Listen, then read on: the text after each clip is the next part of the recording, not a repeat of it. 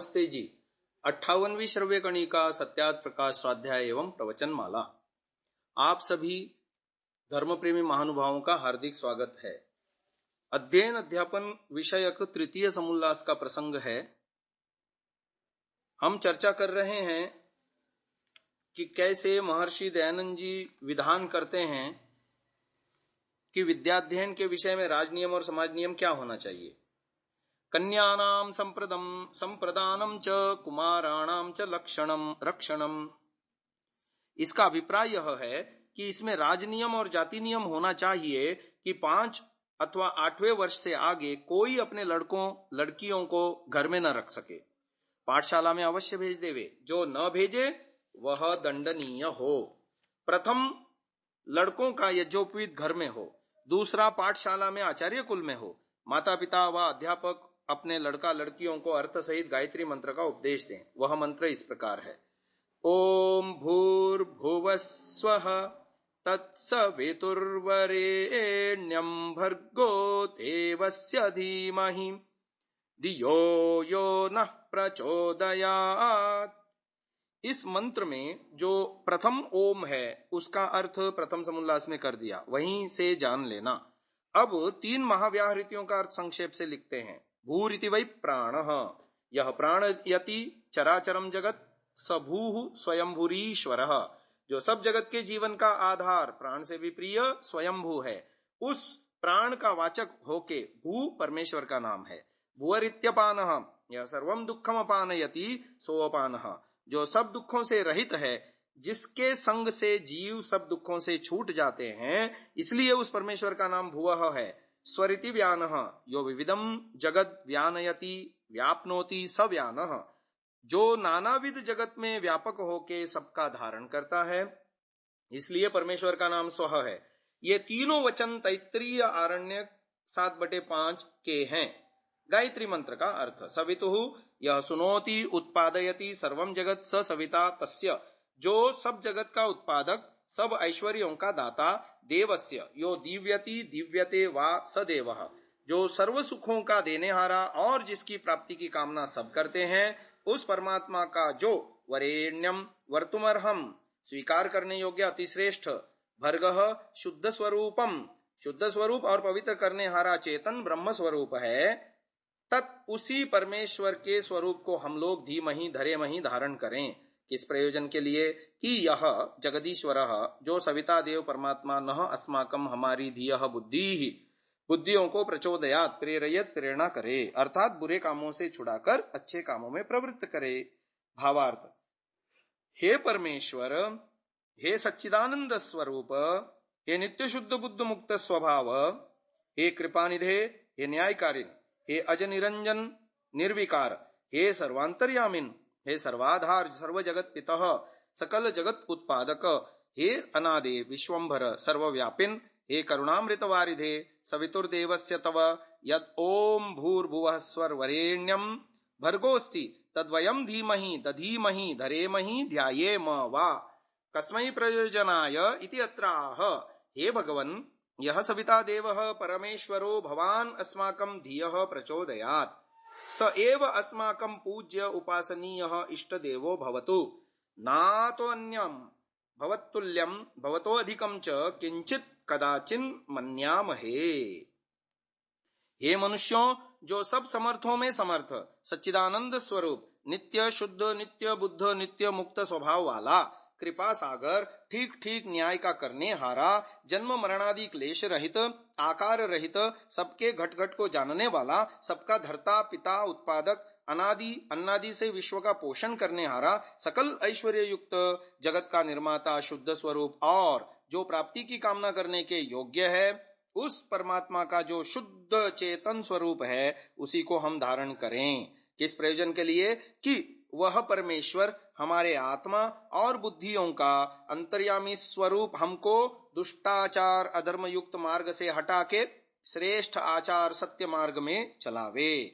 उसको छोड़कर दूसरे किसी वस्तु का ध्यान हम लोग नहीं करें, क्योंकि न कोई उसके तुल्य और न अधिक है। वही हमारा पिता, राजा, न्यायाधीश और सब सुखों का देने हारा है। तो यहाँ पर महर्षि दयानंद जी गायत्री मंत्र का विस्तृत अर्थ करते हैं हमारे लिए कि किस प्रकार हमें अध्ययन अध्यापन काल में ही गायत्री मंत्र का उपदेश आचार्य द्वारा किया जाना चाहिए। आगे स्नान, आचमन और प्राणायाम की बात लिखते हैं। इस प्रकार गायत्री मंत्र का उपदेश करके संध्योपासन की जो स्नान, आचमन, प्राणायाम आदि क्रियाएं हैं सिखलावें।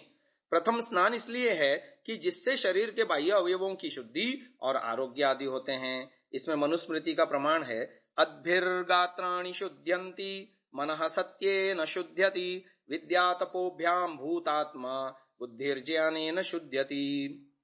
जल से शरीर के बाहर के अवयव, सत्याचरण से मन, विद्या और तप अर्थात सब प्रकार के कष्ट भी सह के धर्म के ही अनुष्ठान करने से जीवात्मा ज्ञान अर्थात पृथ्वी से लेकर परमेश्वर पर्यंत पदार्थों के विवेक से बुद्धि दृढ़ निश्चय पवित्र होता है।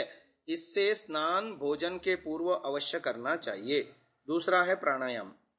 इसमें प्रमाण, प्राणायामात अशुद्धि क्षये ज्ञान दीप्ति अविवेक ख्याते ततः क्षीयते प्रकाशावरणम। ये योग दर्शन के सूत्र हैं। जब मनुष्य प्राणायाम करता तब प्रतिक्षण उत्तरोत्तर काल में अशुद्धि का नाश और ज्ञान का प्रकाश होता जाता है। जब तक मुक्ति न हो तब तक उसके आत्मा का ज्ञान बराबर बढ़ता जाता है। दह्यन्ते धमायमानानाम धातूनाम ही यथा मलाहा तथेन्द्रियाणाम दह्यन्ते दोषाः प्राणस्य निग्रहात्। ये मनुस्मृति का श्लोक है। जैसे अग्नि में तपाने से सुवर्ण आदि धातुओं के मल नष्ट होकर शुद्ध होते हैं, वैसे ही प्राणायाम करके मन आदि इंद्रियों के दोष क्षीण होकर निर्मल हो जाते हैं। तो अद्भिर्गात्राणि शुद्ध्यन्ति, इस श्लोक की व्याख्या में संस्कार विधि में ऋषि लिखते हैं, किंतु जल से ऊपर के अंग पवित्र होते हैं, आत्मा और मन नहीं। मन तो सत्य के बोलने और सत्य के करने से शुद्ध होगा। जीवात्मा विद्या, योगाभ्यास और धर्माचरण से ही पवित्र और बुद्धि ज्ञान से शुद्ध होती है, जल, मिट्टी आदि से नहीं। प्राणायामाद अशुद्धि क्षये, योग दर्शन में इस सूत्र का पूरा पाठ इस प्रकार है, योगांगानुष्ठानाद अशुद्धि क्षये ज्ञान दीप्तिर अविवेक ख्याते है। योग के अंगों का अनुष्ठान करने से अंतःकरण के मलों का नाश होकर विवेक ख्याति पर्यंत ज्ञान यानी आत्म साक्षात्कार का प्रकाश हो जाता है। आगे योग के 8 अंगों का विस्तार पूर्वक विवरण प्रस्तुत किया है। इसका अनुष्ठान करने से चित्त के अविद्या आदि क्लेश रूप मलों का नाश हो जाता है।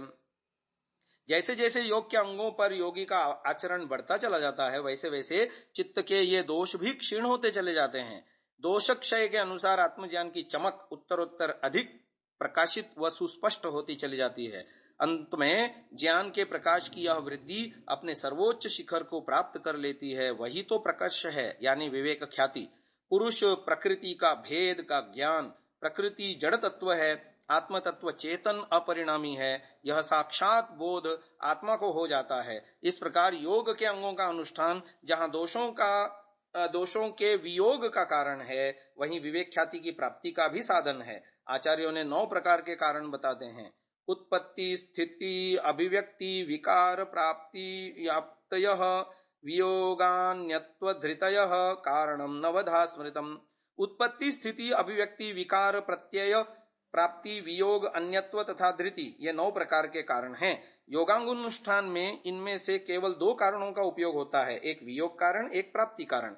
वियोग कारण माने जैसे कुल्हाड़ा लकड़ी के खंडों के वियोग का कारण होता है, वैसे ही योग के अंगों का अनुष्ठान करने से चित्त दोषों का वियोग होता है। प्राप्ति कारण जैसे धर्म सुख प्राप्ति का कारण है, ऐसे ही योगांगों के अनुष्ठान से विवेक ख्याति की प्राप्ति का कारण है। अशुद्धि का अर्थ केवल अज्ञान नहीं, अपितु अज्ञान मूलक कर्म और उनके संचित संस्कार भी हैं।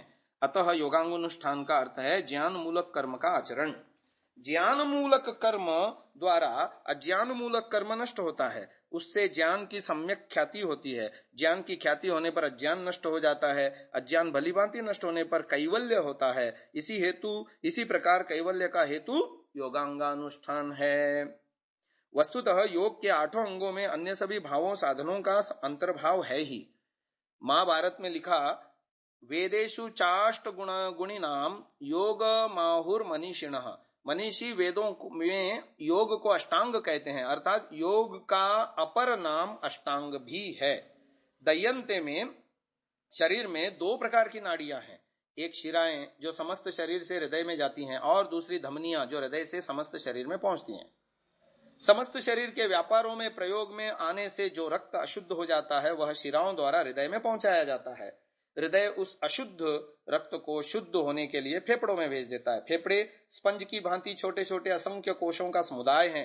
ये कोश एक मांसपेशी की भांति खुलते बंद होते रहते हैं। जब ये कोश खुलते हैं तो एक ओर से तो हृदय से आया शुद्ध रक्त और दूसरी ओर से श्वास के द्वारा आया शुद्ध वायु एकत्र हो जाता है। प्रकृति का नियम है, जिसमें जो वस्तु नहीं होती वह दूसरे में से उसी को अपनी ओर खींच लेता है। इसी नियम के अनुसार रक्त में से कार्बन वायु खींचकर श्वास में से वायु में और श्वास के द्वारा आए वायु में से ऑक्सीजन खींचकर रक्त में चला जाता है। शुद्ध हुआ रक्त धमनियों द्वारा समस्त शरीर में चला जाता और अशुद्ध वायु श्वास के द्वारा बाहर निकाल दिया जाता। यह कार्य शरीर में हर समय होता रहता है। आगे की चर्चा हम कल करेंगे। आज के लिए इतना ही। ओम।